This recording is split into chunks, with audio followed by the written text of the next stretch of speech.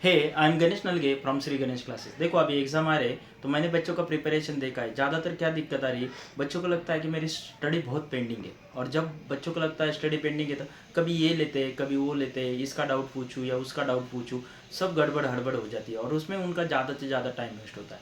तो आपको सिंपल क्या करना है, अभी याद रखो, आपको सिंपल देखना है कि आपका टाइम टेबल कैसा है। उसके बाद आपको देखना है कि आपके कौन से पेपर की स्टडी आपकी सबसे कम हुई है, उसको पहले लेना है। उसको लेने के बाद आपको खुद को मैनेज करना है। मैनेज करना है बोले तो क्या करना है, एक तो पहली चीज़ आप डिस्ट्रैक्ट नहीं होना है। आपने जो स्टडी लिया है उसमें जो इम्पोर्टेंट है और आपको आने वाला है पहले उसकी स्टडी करो। सब पढ़ते बैठ बैठो। मैंने देखा है कि बच्चे क्या करते हैं, मैं ये चैप्टर का ये करूँगा रिवीजन, वो चैप्टर का करूँगा, वो टाइम पहले का रहता है। यदि आपकी, मैं किसके लिए बोल रहा हूँ, जिनका प्रिपरेशन नहीं हुआ है और अभी 11th आवर में पेपर आए, मैं उनके लिए बोल रहा हूँ। तो आपको क्या करना है, जो इम्पोर्टेंट है उसको ही स्टडी करना है। और जब इम्पोर्टेंट स्टडी हो गया और आपको लगा कि टाइम बच रहा है, then you try to another. फिर आप बाद में काम करो ना दूसरी चीज़ पे, फिर उसको काम करना है। देन आपको लगता है कि टाइम बचा, फिर आप टॉप करने का ट्राई करो। और दूसरा सबसे बड़ा, बच्चों को मैंने देखा है कि बच्चों को फियर आता है। फियर आता है, जनरली फियर का ही क्या आता है बच्चों को, मैं ज़्यादातर मैंने देखा है फियर एग्जाम का नहीं आता है। फियर आता है कि कम मार्क गिरे तो माँ बाप क्या बोलेंगे, कम मार्क गिरे तो टीचर क्या बोलेंगे, कम मार्क गिरे तो क्या होगा।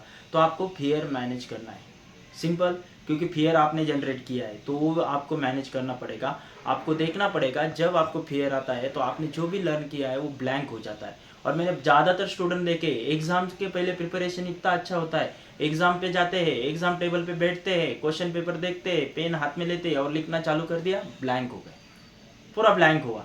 क्या आ रहा है, कुछ नहीं कुछ नहीं, कुछ भी समझ में नहीं आ रहा है। और 3 घंटे के बाद जब घर पे आते हैं और तब उनको पूछा जाता है तो उनको सब रिमाइंड होना चालू होता है।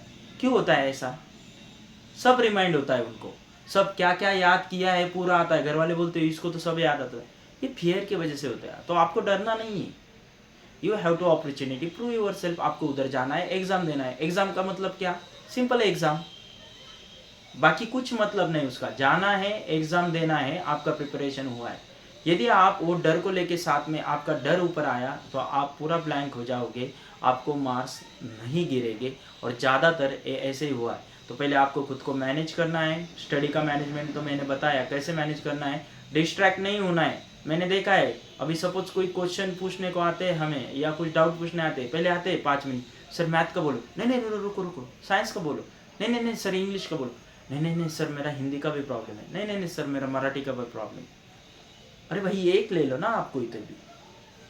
तो आपको बोलना है, आपको देखना है बच्चों, और पेरेंट्स को भी बोलना है तो ठीक से करे, एक चीज़ ठीक से कर, एक चीज़ होने के बाद एक चीज़।